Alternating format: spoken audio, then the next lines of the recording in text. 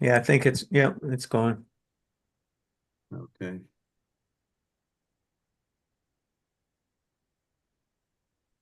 You got people still coming in? Yeah, yeah. Okay.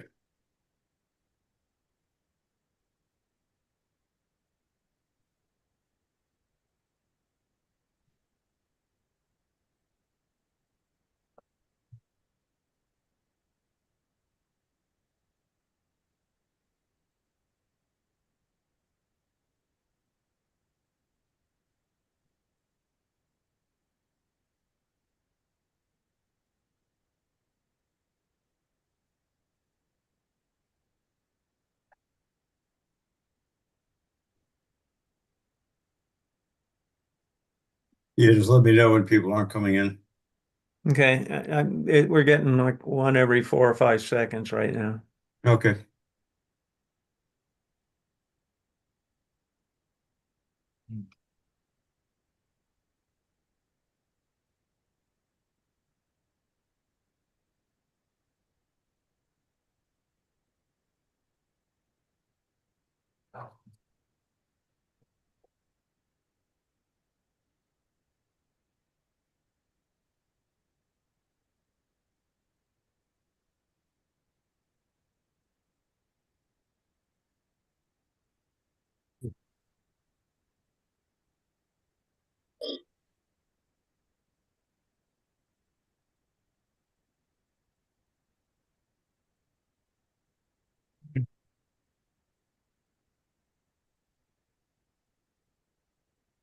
Uh, you got the Uh, message, Randy, for Lisa N? pardon? Did you get a message from Lisa N? No, what? No, I'm going to decline it then. I've never seen that kind of message before. If anybody's listening understands who Lisa N is, they should send me a text or an email, me or Randy. It's Did it? Lisa Niehaus, John. I'm sorry. I'm pretty sure that's Lisa Niehaus. Okay. I'm not sure what it means to share with multiple people. I've never seen that message before, that That option. that I don't know. Off the top of my head. Yeah. It come on your phone or did it come on you It came on the Zoom? screen. Um, I'll try to communicate with her tomorrow. okay. It's haven't seen anybody in a while, so I think you can probably go ahead. Okay. Uh, good evening, Hammond North. It's October 15th at 6:04 for a regular monthly scheduled meeting. So first for the attendance, Randy Vaughn, Here? Chris Conti, Tracy Smiley, Here. Tom Deeds, Here. and I'm missing, and Tim Fritz. Here. Okay. We know that Jan is not going to be able to get to today's meeting. Before we move on to the business, I have two personal announcements. One, and both of them on me. One is the one call that went out was not reviewed by anybody else, and I put in that we would get the last and final bids by September 20th. Clearly, that was an error. It was October 20th, and we are due to get them all Monday, and we'll talk a little bit about that later. Number two is we put in the message that we're going to talk about bankruptcy in executive session. Just to be clear, that was legal advice we got from an attorney on personal bankruptcy by owners. There is no consideration for bankruptcy on the part of Hammond North. So with that, I'd like to turn it over to Randy for discussion of minutes. Yeah, I move that we approve the minutes of October 8th. Those were sent by email a couple days ago. A second by Tim Fritz. Okay. Any discussion about them? All right, all those in favor of approving the minutes? Okay, 6, unanimous with 6. Okay, announcements. I guess first up would be Tracy Smiley, the treasurer, a financial report. You want to do the financial report first? It's on the agenda I put out, but yes, I think so. Okay. So for the month of September, the operating account ending balance is 130,565.04. The reserve account ending in September balance is 8,176,535. Total current assets for September is 9,289,783.95. Prepaids ending in September is approximately 46,875. Furthermore, for the month of September, we have approximately 62 number of delinquents with a balance of 702,081. Also in the month of September, I just want to call out that we spent approximately $80,000 on Finney legal fees related to litigation and the partition action. So I'm just calling it out to bring awareness of the money that is being spent. We're doing well with income for HOA fees for those who are paying. For the month of September, we also had a $42,000 expense for taxation of insurance proceeds that we received. This was based on the audit findings that we have during the audit this month. Any questions on the financial report? Tim, Tracy, how much of the $80,000 was partition agreement? Do you have that? The partition component of it was approximately 70,000 of it. 70 of the 80. I'm sorry, what's that? 70 of the 80? No, hold on one second. Let me break that out. Oh, wasn't it Let me about break it out. 68? Okay. What's that? I said, wasn't it about 68,000? Yeah, if I look here, the total was, it was approximately 70,000. Okay. any other questions? There was a chat question. Can you repeat the delinquencies? Yes. So the delinquency report for the end of September was approximately 62 owners that are delinquent in the amount of 702,081. And that amount is since the beginning of the fiscal year, or you know where that starts from? No, it's cumulative. So it can be from 2 years ago to, a year ago. It's cumulative. So it is the balance that is outstanding. And this is approximately $60,000 more than what we saw at the end of August. And the fees, I thought it looked like the fees that we received in the last month were more than the month before. Do you, Yes, so the fees slightly went up than what we saw the month before, but if you look at that on a cumulative basis, it's really flat.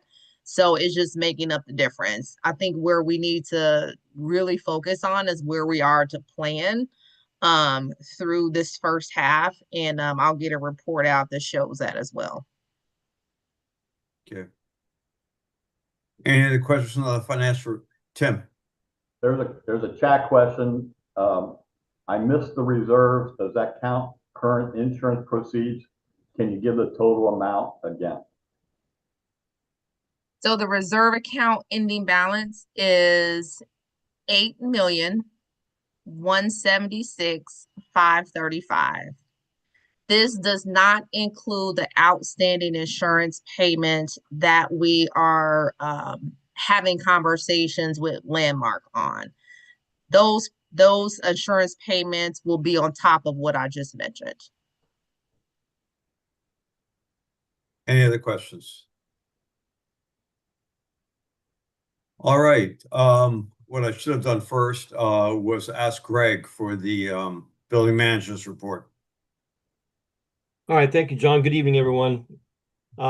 Starting with a couple things that we're working on currently. on Monday, we submitted and paid for the application for the vacancy permit.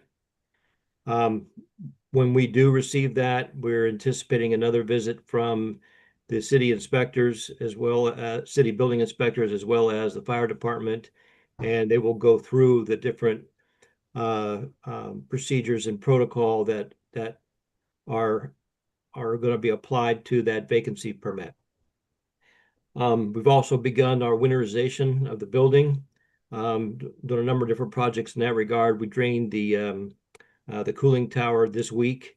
We've already started firing up the boilers, getting those prepared for the cooler season. And then recently we went through and inventoried all the functional fan coil units and those that are partially installed. And we're working with Hunt to release their permit to us so that we can go about preparing the building for the cooler months and making sure that we're able to climatically control the interior of the building so we don't have to worry about any pipes freezing and some of those concerns. In addition to that, I think some folks have asked about or pointed out some of the light pole repairs on the perimeter parking in the front of the building. And this started about 2 months ago, where we had the residents or vendors hit the poles. I think the storm took one of them, and it's taken us over 2 months to get the parts in. In the interim, we had 2 other poles hit, so we had a total of 4 poles on that perimeter that are out of service. So that creates additional security concerns because we don't really have good eyes on that area. And we also, seasonally, it's getting darker sooner. We also have female staff and female security that are uncomfortable in going out in their cars. So we're diligently trying to get these lights repaired. Not only that, but it also ties to the expectation of maintaining the building. So while we were waiting for the parts to come in for those, someone stole the fixtures off the light poles. So now we've had to reorder those. So all the more reason to make sure that we have adequate lighting on the perimeter of the building and the main parts of the building so that we can maintain the security of the building. And I believe that's all I have, John, this evening. Unless there's any questions, I'll turn it back to you. Randy? There's a chat question asking why do we need a vacancy permit? That's required Tim? by the, go ahead, John. No, Greg, go ahead. That's required by the city. When,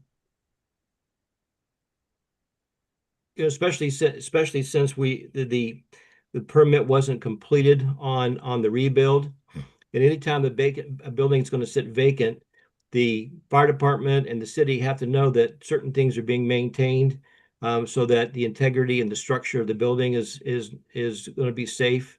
If there's any concern from a fire response standpoint, they have to have the confidence that certain things are functioning and their structures there so that they're able to perform any response to any kind of emergency that might arise. So there are code and certain requirements that have to be maintained with any vacant building. Yeah, bottom line is this is a city law that was passed a couple of years ago because of the preponderance of vacant buildings that were going on in Cincinnati, and they have passed a law that require us to file this vacancy permit. It's mandatory.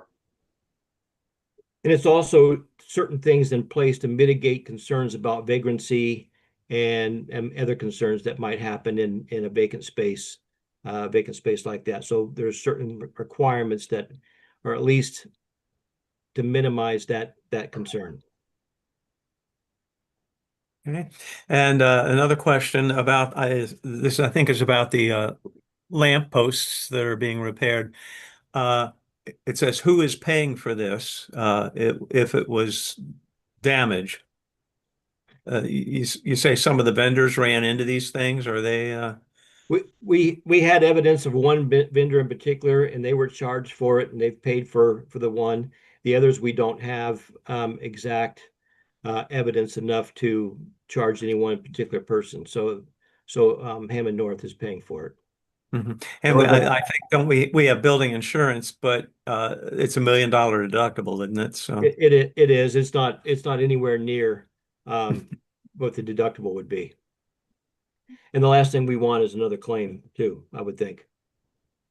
Greg, I know we are asking people to sign in and sign out when they come in the building. So do you know if the security is also walking the parking lot during the day? I get the concerns at night, but at least during the day or before their shift ends, are they walking around checking this stuff out? Not during the day, but they are after hours. Because during Okay. the day we still have folks here, albeit limited, but we do have folks on Okay. site. Yeah. If there are no other questions, I guess we'll move ahead then. All right, so this is really a short report, but Randy, just cover where we are with the national marketing campaign. yes, we the last call for best and final offers was last Wednesday, and without 2 Wednesdays ago, I guess, wasn't it? Yeah, and nearly all of the investors who were expected to put in their final offers asked for an extension. They all needed to confer with the city building department to get clear on exactly what would be required to get the building up to where the city wants it to be as far as with code violations and safety and all of that kind of thing. So we granted them a 10-day extension. And so Monday, as John mentioned earlier, on Monday, then we should finally get their final offers.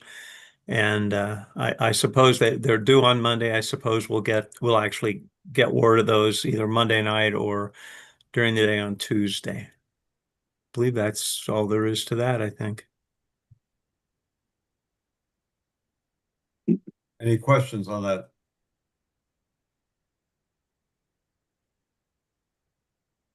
Okay. No questions. I'm sure there'll be questions once we get the final bids in and when the board makes a recommendation. The next thing I have is preserving the building through winter. Tim, Tom, you want to report on that? Yeah, there really hasn't, nothing specific has happened in the last week or so. We're working with Hunt. John is working and negotiating with Hunt to get the permit turned over to Hammond North. The permit currently is in Hunt's name. The attorneys are trying to get that cleared up. There has been some misinformation distributed about who is doing what. TRS is doing nothing. Hunt, the only thing that they're doing, they're going to have to do a few things in order to clean up. They have the lockout tagouts on all the floors above 8.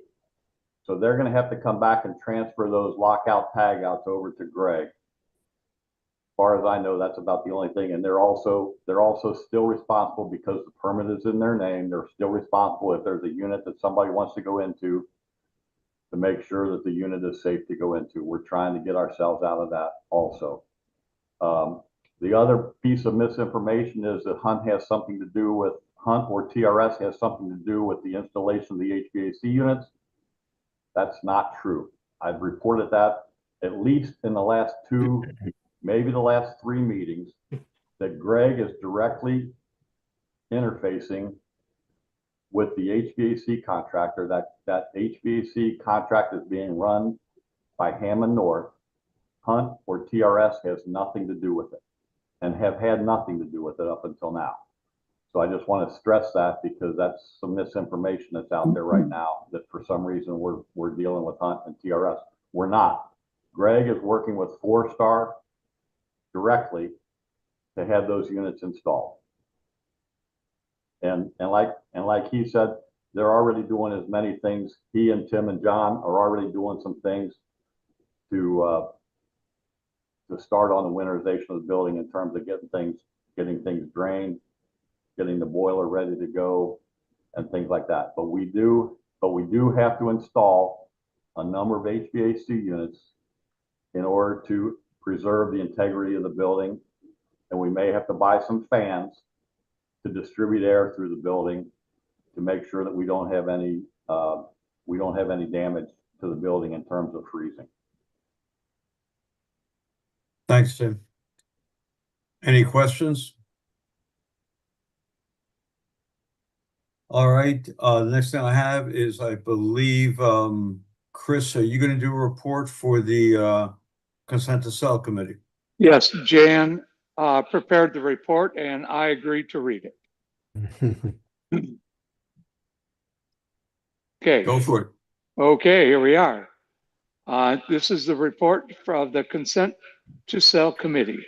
The board and the Consent to Sell Committee is excited to let owners know that we have reached a milestone. As of today, we have received 160 consent to sell votes. We have long talked about getting to 160, and we are here.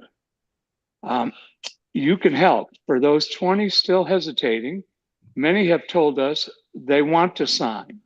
Some are unsure about liens, mortgages, foreclosures, and other matters, and may need a dialogue with a board member about an occasional consequence of each owner's decision.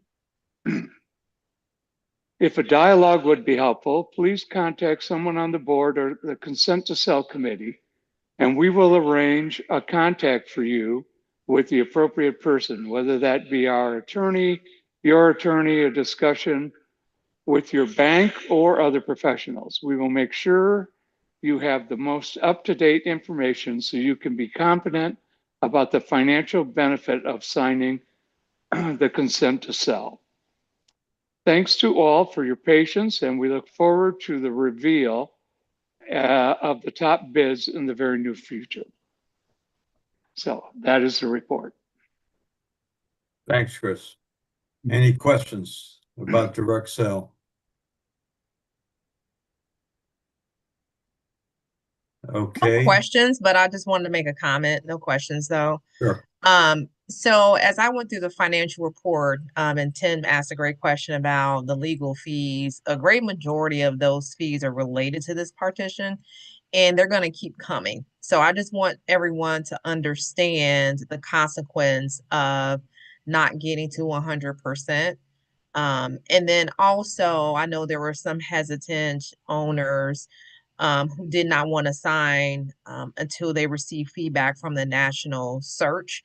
So that is also coming. I just want to say that the team has done a fantastic job and the board has done a fantastic job on going out and working with the teams to get those national search investors to come in and to bid on the property. But I will say, we've heard the number of delinquencies that we already have, as well as the amount that we're spending on legal fees. So I just hope that those who are hesitant, please reach out if you have any questions or concerns, because we have to stop the bleeding at some point. And it's truly hurting everyone in this community. So reach out if you have any questions or concerns. Tim and then Mary. I just want to sort of pile on what Tracy's saying. Just realize, I think $70,000 is the high water mark that we've come to so far on the legal fees associated with the partition agreement. It's been in the neighborhood of $30,000, $40,000, $50,000. Now we're up to $70,000, and it's not going to stop. Up until now, it hasn't cost us because we don't have someone to buy the building. But in the next week or two, we're going to have somebody who's going to be willing to buy the building and take it off of our hands. And then the clock starts ticking on how much it's going to cost us based on people who are holding out for some reason. So please consider, and I know everybody wants to know, some of the holdouts, Jan has told me personally that some of the holdouts are because they want to know exactly what people are going to offer for the building. So in the next week or so, we're going to know exactly what people are going to offer for the building. And we need those last 20 people to come on board, or the $70,000 is going to become $80,000, it's going to become $90,000, it's going to be $100,000 a month. So please let us know what we can do to garner your vote on the consent to sell. Mary? My question really is, or it's really to ask, you said go to some board members or on the committee. Would you please identify folks that you would like someone who still has not signed to go to? Be specific with some names, please. Chris or Tom, you're on the committee. Would you like to answer that one? Well, you're talking about specific unit owners that have not signed to sell? No. No. No, he wants to know the committee members. Okay. Well, on the committee to sell, you got myself, you got Jan Welsh, Chris Conti, Lynn Saul, Virginia Rhodes. My gosh, I can't think of the rest of them. Carolyn Ford, Dave Waybright. David Waybright. Any of those you can reach out to. Okay, thank you. And I think there have been other personal contacts who have been contacted also, you know, people who might be close to some of those people who haven't sold. So the committee has done a fairly extensive job of trying to work through. I mean, I think there's a plan for each of those people who haven't sold to see what we need to do. Mm-hmm. And in the chat, Mick Parker is also on the committee. Joan, did you have your hand up? No. Okay, sorry about that. Somehow you got all up there. Okay.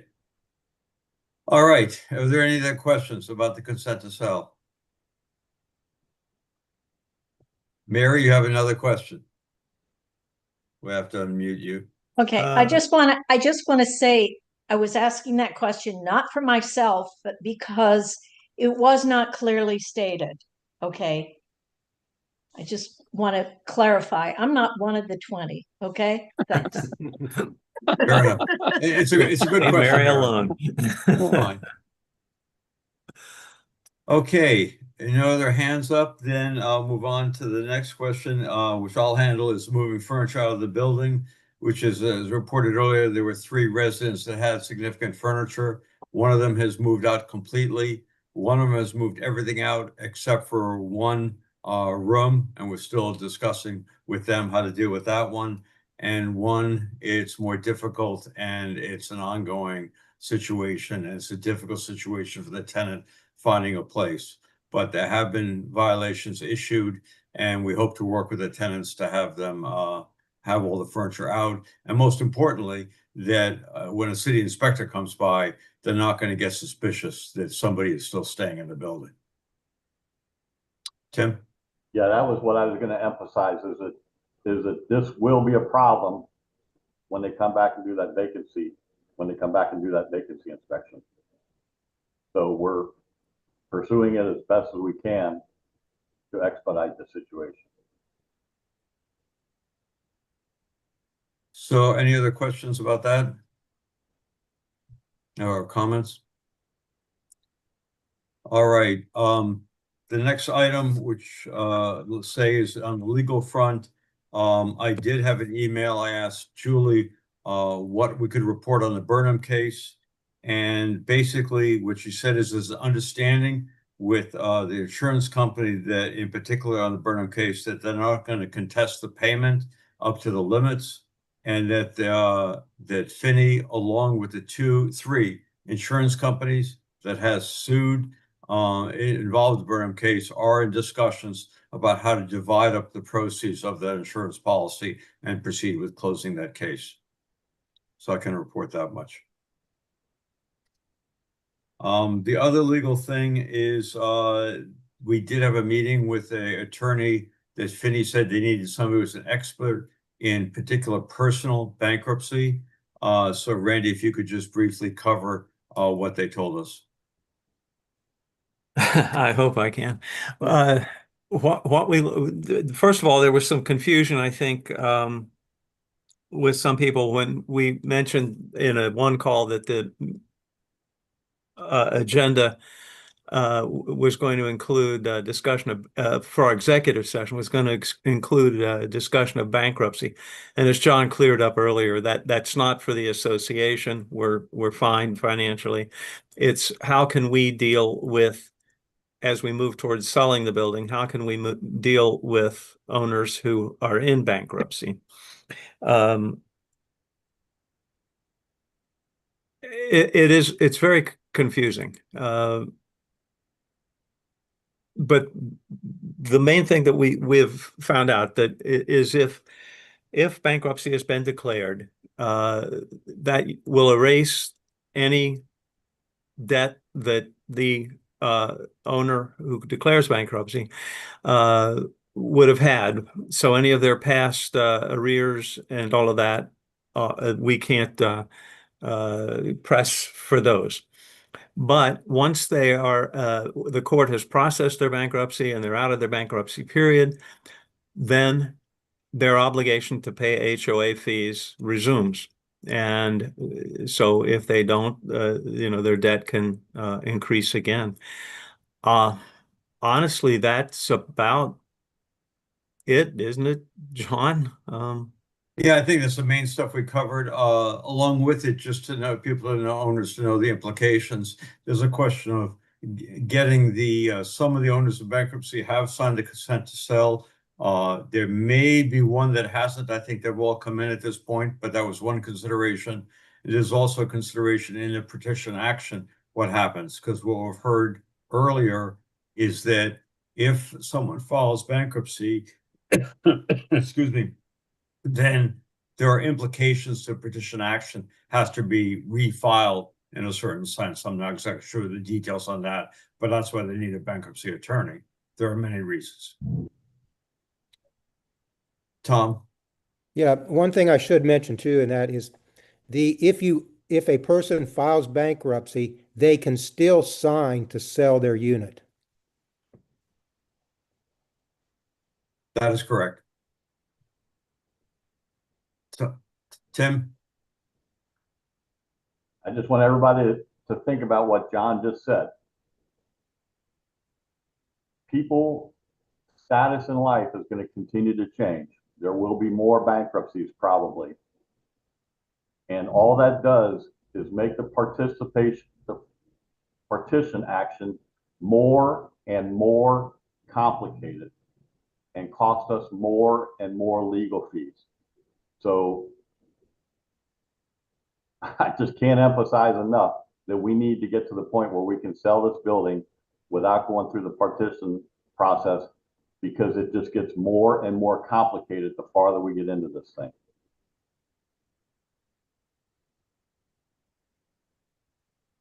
So that, I believe, is the agenda that we had for tonight. Randy? Never mind. I changed my mind. There was a chat suggestion about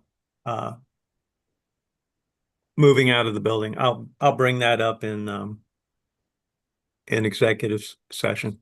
Yeah, I saw that. Let's see, there's a couple. Let me, while Yeah, I mean, I see one about current insurance proceeds update, which is ongoing negotiations. We brought Isaac Heinz and Finney Law Firm involved with that. There have been discussions both with Jason, with Landmark, with Isaac. It'll be a topic of the discussion tonight, executive session, with legal advice from Isaac. So at this point, we're hopeful that we can settle for some of the money, but probably not all of it, and it's proceeding. Tim? Yeah, I guess the thing that I would say about the insurance proceeds update is the fact Landmark has made a proposal to settle the whole thing. And we are, I guess I can say, we're not happy with their proposal, and we're working with Isaac in order to come up with a counter proposal to settle the rest of the insurance policy.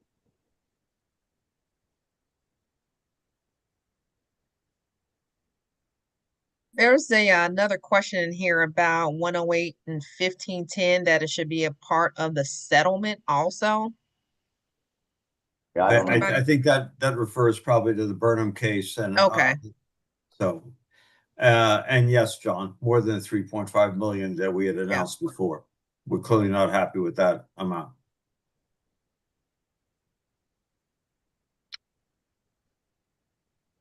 So with that, I think a motion to adjourn, and we'll move into executive session. Make a so motion to moved. adjourn. So moved. Tracy makes a Second. motion and seconded by Make a Chris. motion to, yeah. Okay, all those in favor? Okay, we'll adjourn to the executive session. All right, thank you, everybody. Okay, John, you want to get the chat? Yes, I'll get the chat. Yes.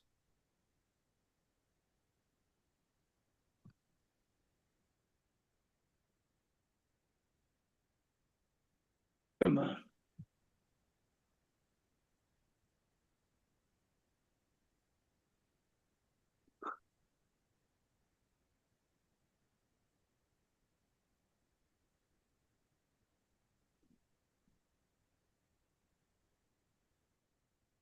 You get it, John? No. I think I have it now.